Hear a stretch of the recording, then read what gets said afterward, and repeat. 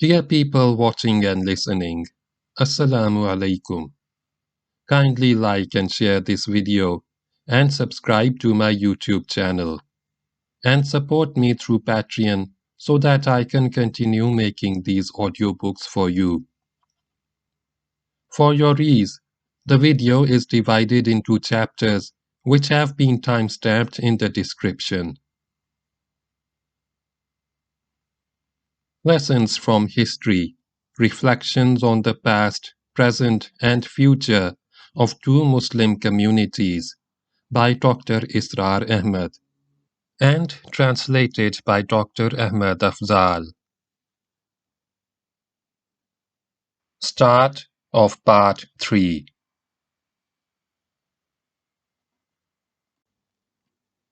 Back to the present.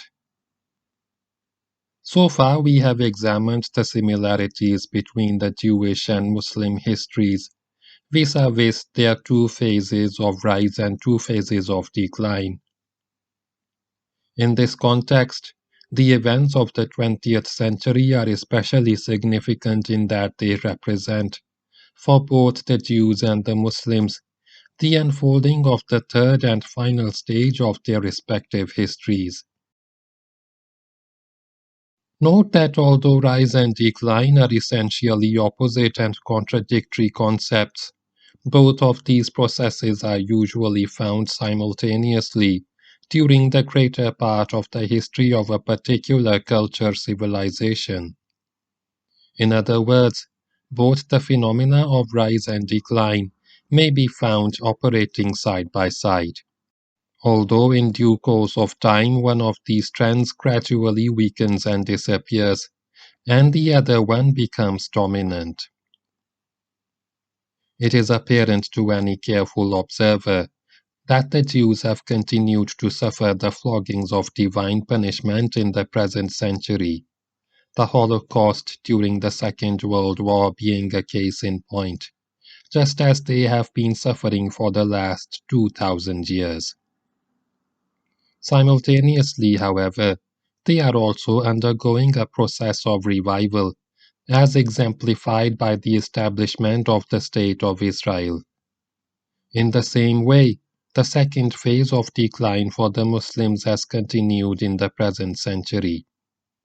Prominent examples of which include the termination of Ottoman Empire, abolition of the Caliphate, the Six-Day War of 67, the humiliating fall of East Pakistan, and the devastation of Iraq in the Gulf War.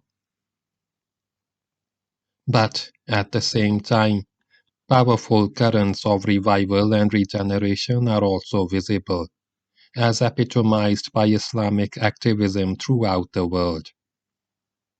According to the predictions of the Quran and Hadith, the process of Muslim reawakening and revitalization is going to continue, culminating not only in the renaissance of Islam as a moral and spiritual idea, but also in the establishment of the Islamic system of social justice over the entire globe.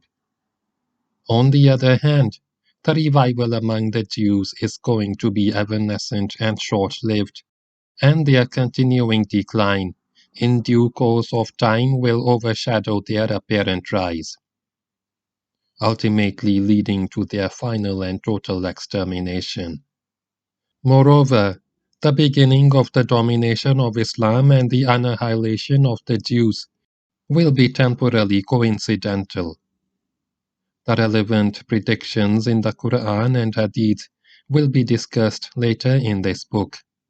At the moment, we shall consider the dynamics and details of the revival among the Muslims.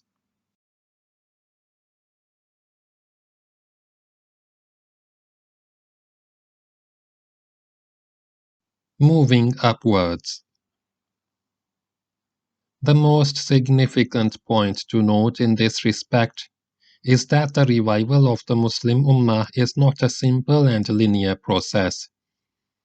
Rather, it has numerous aspects and various dimensions. There are a number of devoted individuals, as well as associations, parties, and organized groups, which are working diligently in different ways for Islamic revival. Although their efforts may sometimes appear to be mutually conflicting, the fact remains that all of them are actually reinforcing each other vis-à-vis the overall movement for revival. Moreover, this mission of the renaissance of Islam and revitalization of the Ummah is not going to be completed in 10 or 20 years. Rather, it is a slow and patient ascent from one rung of the ladder to the next. Each and every step in this upward movement is worthy and crucial in its own right. It is possible for the work done by one's predecessors to appear trivial, or even misplaced and misguided when viewed from a higher level. However, the significance and value of the contributions of the past generations cannot be easily disparaged or denied, keeping in view the specific requirements and limitations of the time and circumstances in which they were carried out. Finally, while the importance of charismatic personalities is certainly undeniable, in the final analysis they are of less value as compared to organized groups and parties. These associations, in turn, tend to lose their unique significance within the larger umbrella of particular movements. And finally, all the different movements coalesce in the all-embracing process of revival and regeneration, which is of ultimate importance.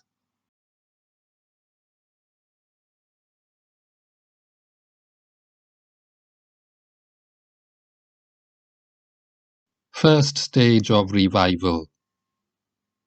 Strictly speaking, Islam and Muslims are two completely distinct entities, and as such, the independence of Muslim territories from direct Western occupation should have nothing to do with the revival of Islam. However, if we are to consider this issue from a realistic perspective, instead of a purely theoretical and idealistic one, the whole situation appears quite different on the ground. For all practical purposes, the future of Islam is inexorably linked with Muslim nations as they exist today, and both of them, though theoretically unrelated, are in reality dependent upon each other. Thus, the achievement of independence and self-determination by different Muslim nations actually constitutes the first stage in the revival of Islam. Although Western domination is still very much present in the form of our intellectual, cultural, and financial enslavement, the whole Muslim land, except Palestine and Kashmir, has, by the grace of Almighty Allah subhanahu wa ta'ala, succeeded in gaining freedom from direct foreign rule. Since the efforts for Islamic revival are likely to face comparatively less opposition and resistance in a country governed by Muslims as compared to the one ruled by a colonial power, it can be rightly claimed that the various movements for independence actually represented an initial stage in the process of Islamic Renaissance. However, if it is objected that these struggles for liberation were led by people who were not, in most cases, practicing Muslims, then a saying of the Holy Prophet ﷺ can explain this phenomenon. According to this prophetic saying, which is reported by Imam Bukhari, Almighty Allah subhanahu wa ta'ala sometimes chooses irreligious and grossly impious people for the service of Islam. Indeed, his plans are highly precise, yet mysterious and subtle. We know that various regional and ethnic sentiments were invoked in order to mobilize the masses in the course of these movements for independence. Again, strictly speaking, these slogans had absolutely nothing in common with Islam. However, the degree of emotional attachment and intellectual devotion of the Muslims with Islam was certainly not strong enough for it to become the basis for a dynamic and effective movement. Under these circumstances, therefore, the use of nationalistic slogans in such movements can be justified to a large extent. In principle, it can be said that such methods are permissible only when they are used on a temporary basis, as a matter of pure expediency, and not adopted as a permanent policy. In countries where such sentiments were aroused to get rid of foreign rule, it is imperative that after the achievement of political autonomy, the true Islamic spirit of Muslim unity and brotherhood be cultivated. In this respect, the Pakistan movement stands out as a unique and exceptional phenomenon. If the Muslims of the Indian subcontinent were to struggle against the British Raj by forming an alliance with non-Muslims on the basis of Indian nationalism, then there was certainly enough justification to do so. And this is exactly the principle that was adopted by Jamiyat-e-Ulama-e-Hind. However, what actually happened was that the overwhelming majority of Muslims based their political struggle under the leadership of Muslim League upon the concept of Muslim nationhood and the two-nation theory, the basis of which was neither racial or linguistic unity, nor a common homeland, but was founded upon the religious beliefs and heritage of the Muslims. This means that today there is nothing to justify the partition of British India and nothing to legitimize our separate existence except Islam itself.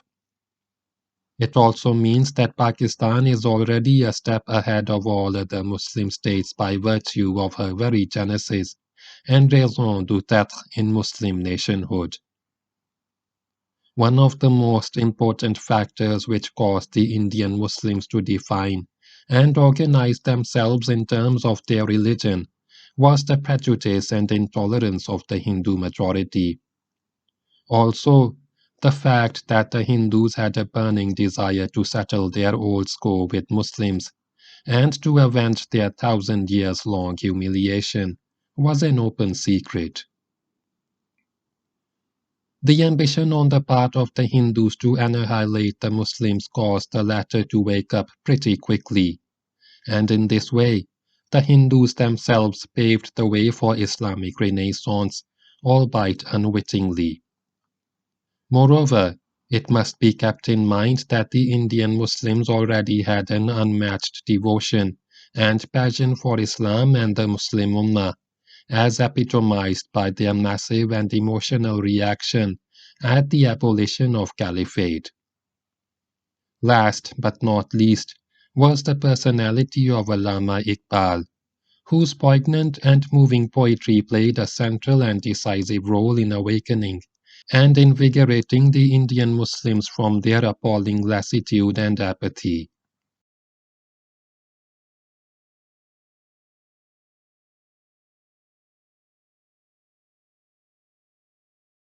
Second dimension. The liberation of the Muslim states from the yoke of Western colonialism was only the first stage in the ongoing process of Islamic revival. We now turn to the second dimension of this process, which is the role of traditional and orthodox religious scholars or ulama. Numerous organizations of these ulama, belonging to various schools of thoughts, are actively pursuing the mission of serving Islam and Muslims along the lines of their own particular methodology. In this respect, too, the Indian subcontinent enjoys an outstanding and unparalleled superiority in that the grip of the ulama over the masses and the popular support for the orthodox Islam in this part of the world is unmatched in the entire Muslim land. Even the Arabian Peninsula, which was dominated by the effects of the reformist movement of Muhammad ibn Abdul Wahhab, up to the middle of the present century, is now too far behind the Indian subcontinent in this regard. The reason for this phenomenon is not at all difficult to discern. A versatile and unique figure like Shah Waliullah of Delhi is not to be found anywhere else in the Muslim world during the last 300 years. His momentous efforts in shifting the focus of Muslims away from trivial legalities and back to the original sources of Islamic faith and knowledge, the Holy Quran and the Hadith, as well as his intellectual exposition of Islamic thought and philosophy, are certainly unparalleled achievements. It was Shah Waliullah's pioneering work that had led to the enhancement of the respect for religion and religious scholars in the Indian subcontinent.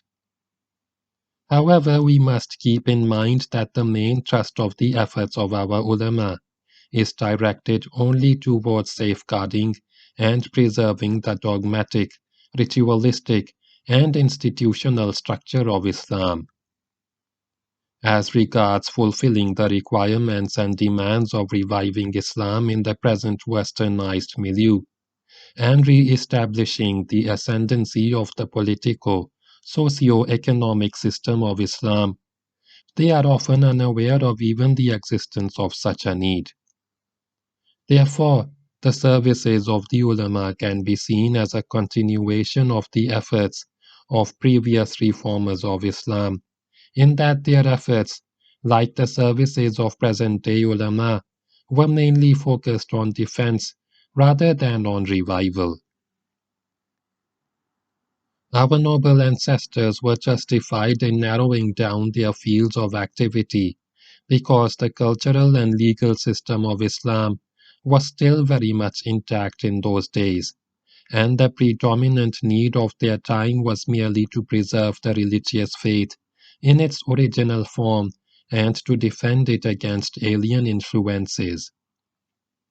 As a result, all our past reformers concentrated their energies in the academic fields, or at the most, in the moral and spiritual purification of common Muslims. None of them tried to launch any organized political or militant movement, as Prophet Muhammad ﷺ had set strict restrictions on such a rebellion against Muslim rulers. According to the popular interpretation of some ahadith, as long as the Sharia was being enforced and no flagrant violation of Islam was being committed, it was not considered permissible to revolt even if the rulers are themselves wicked and oppressive.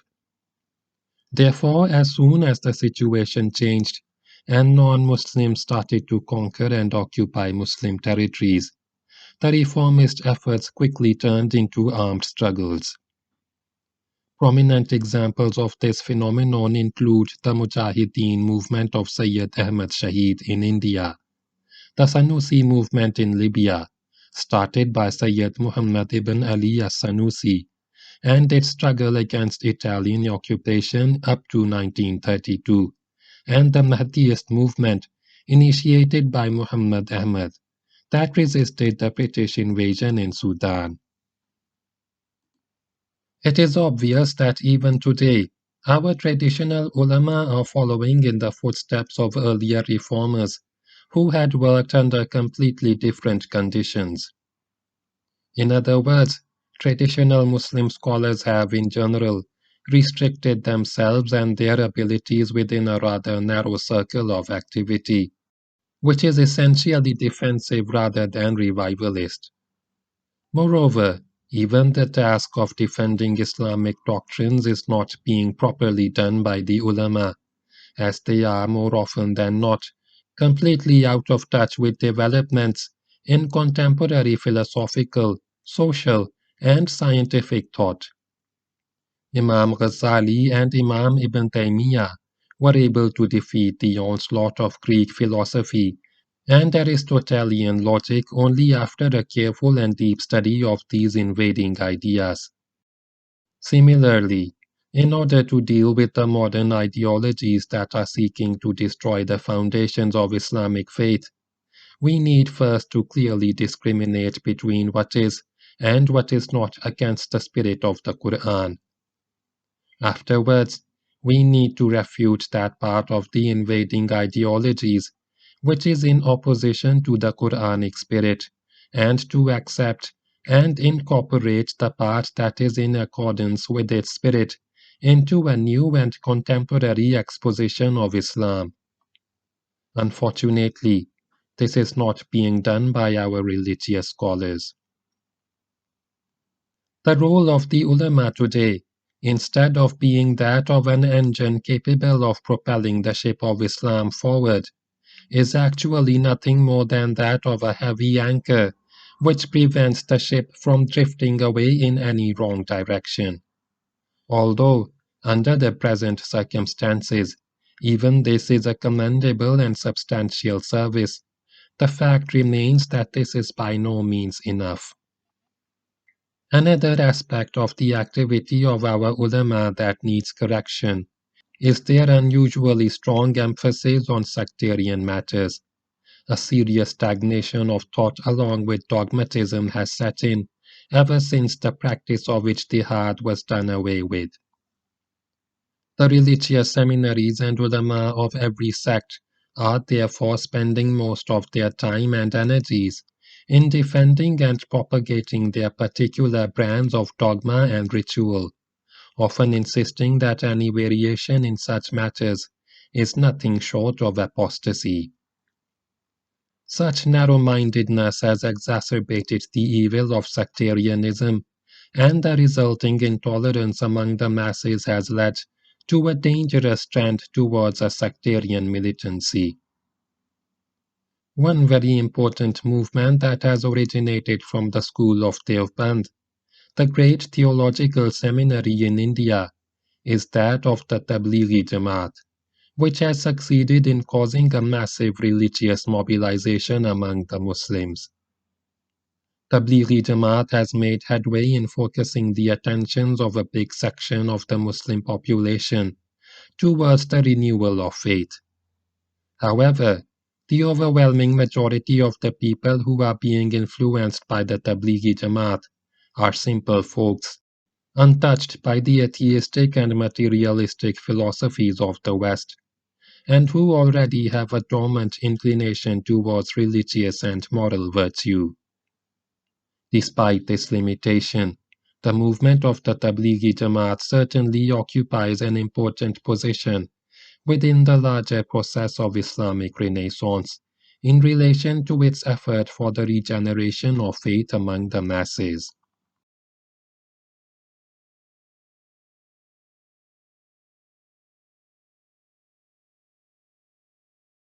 Islamic Resurgence. We are definitely indebted to the arduous and often unacknowledged efforts by our ulama, as they have succeeded in keeping the structure of traditional beliefs and rituals intact during the extremely unfavorable period of Western colonialism. However, the most significant aspect of the process of our revival concerns an entirely different type of response to the decline of Muslims. The forerunners in the revivalist movement include all those organizations and groups which were created with this very purpose in mind, that is, to reawaken the Ummah and to re-establish the domination of Islam. Such groups and parties have categorically rejected the two common responses to westernization, either withdrawing in the shells of tradition or blindly accepting whatever arrives from the West. Instead, they have emphasized again and again that Islam is not merely a collection of dogma, rituals and customs, as are other religions, but that it is the God-given deen, that is, a complete way of life encompassing the whole spectrum of human activity, including its social, cultural, legal, economic and political aspects. And most importantly, like all other ways of life, Islam demands its complete and total ascendancy, and the struggle to establish that ascendancy is the duty of every Muslim. For a number of centuries, India and Egypt have held the distinction of being the two most prominent centers of culture and learning in the Muslim world. It is hardly surprising, therefore, that the two major revivalist movements of the 20th century, Jamaat-e-Islami and Al-Ikhwan al-Muslimun, rose from the Indian subcontinent and Egypt, respectively. Although at a certain point in its history, the Al-Ikhwan al-Muslimun of Egypt had become the focus of all revivalist aspirations due to its unprecedented fervor and widespread influence, the fact remains that the real superiority in this field too belongs to the Indian subcontinent. The first person to invite the Muslim towards the struggle for Islamic revival in the Indian subcontinent was Maulana Abul Kalam Azad, who during the early part of the present century called for the establishment of God's kingdom through his pioneering magazines Al-Hilal and Al-Balagh, and in order to reach that goal, formed a group known as Hizbullah. His ability to motivate the audience through a unique style of writing and oratory, which became especially prominent during the Khilafat movement, made him a well-known public figure throughout the subcontinent, and his own sincerity and enthusiasm conquered the hearts of millions of Indian Muslims. If it were not for the opposition and obstructions created by some of the traditional scholars, he would have been selected as Imam ul-Hind, supreme leader of Indian Muslims, during the early 1920s. Disillusioned and frustrated by the lukewarm response from the religious establishment, Abul Kalam gave up his mission altogether, and from then onwards dedicated his life to the nationalist politics of India until his death in 1958. The echoes of his vehement and vociferous clarion call to the Quran and Jihad continued to reverberate in the four corners of Muslim India. Like the second runner in a relay race, another unconventional and courageous young man appeared on the scene with the firm resolve to continue the mission that was forsaken by Maulana Abul Kalam.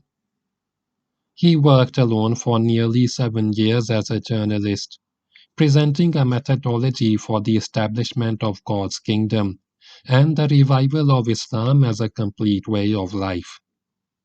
He then worked for some time at Darul Islam, an Islamic research academy established by Chaudhry Niaz Ali Khan, a devotee of Allama Iqbal. He finally laid the foundation of his own party in 1941, called Jamaat-e-Islami, and started an organized movement. This young man was, of course, none other than Maulana Sayyid Abul Ala Maududi.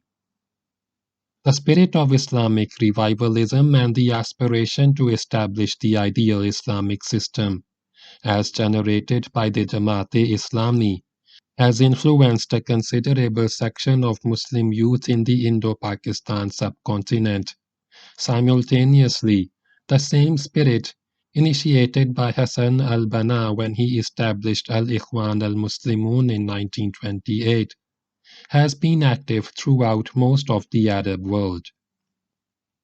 Although the widespread impact produced by these movements is beyond dispute, it must be realized that lack of a unanimous policy in relation to the all-important matter of methodology has been responsible for the creation of a number of divisions among them, leading to the formation of various smaller parties and organizations. For example, through the Al-Ikhwan al-Muslimun in Egypt and Jordan has, in general, taken the path of peaceful social and political struggle, some of its dissatisfied offshoots have adopted violent and even terrorist methods for achieving the same objective. However, Such radical organizations, along with enthusiasm of other non-violent but nevertheless revolutionary groups, have succeeded in bringing the goal of Islamic resurgence a bit closer to reality, at least in the eyes of the West. The whole phenomenon has produced a sense of alarm among the Western powers and their Muslim stooges, despite the fact that the actual achievements of parties like Takfir wal Hijra, Al Jihad, Islamic Tendency Society, Jama'ah Islamiyah, Hizb ut-Tahrir, and Islamic Salvation Front are as yet far from the establishment of an Islamic State. One can have a number of disagreements with each of these organizations, but it has to be admitted that these movements represent as a whole the revivalist aspirations of the Muslim Ummah and have become a force that has to be recognized at the international level. The role of the revolution in Iran and the rise of Shiite fundamentalism is also significant in this respect.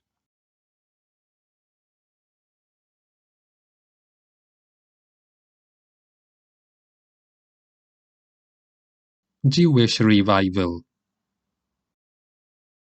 As mentioned before, the beginning of the third and final phase of rise for the Muslims is coincidental with the temporary upswing of the Jews. It can be seen that, at the present moment, the upward trend in the history of the Muslim Ummah is not only very slow and gradual, but that it is still in its initial stages. On the other hand, the same trend among the Jews not only started much earlier, but that it has shown a far more rapid and swift progress.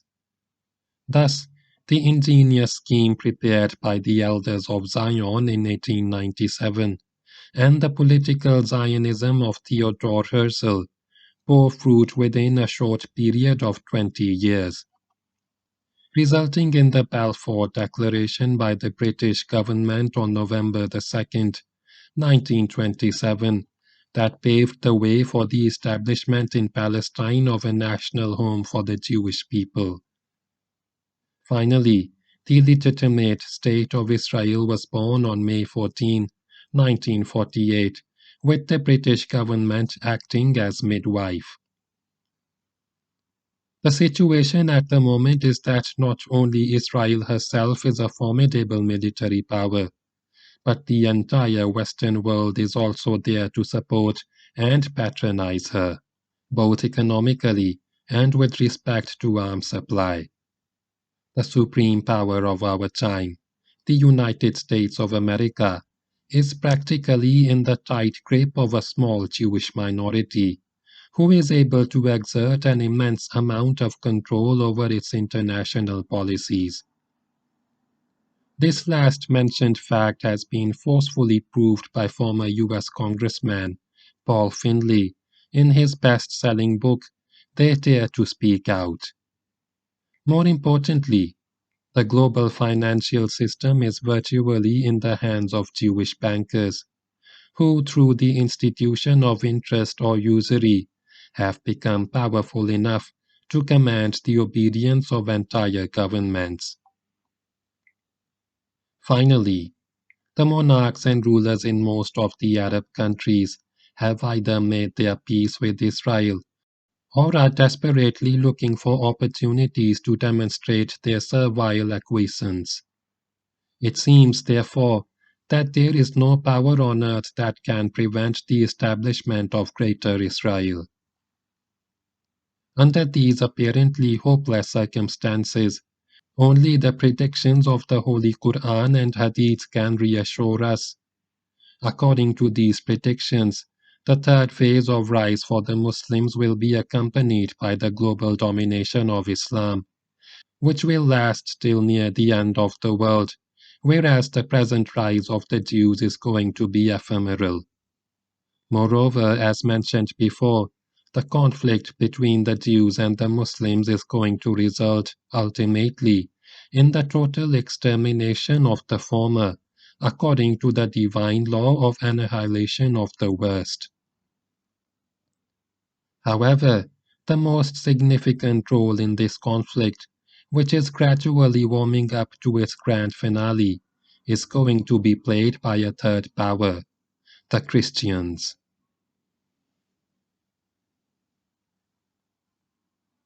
End of part 3.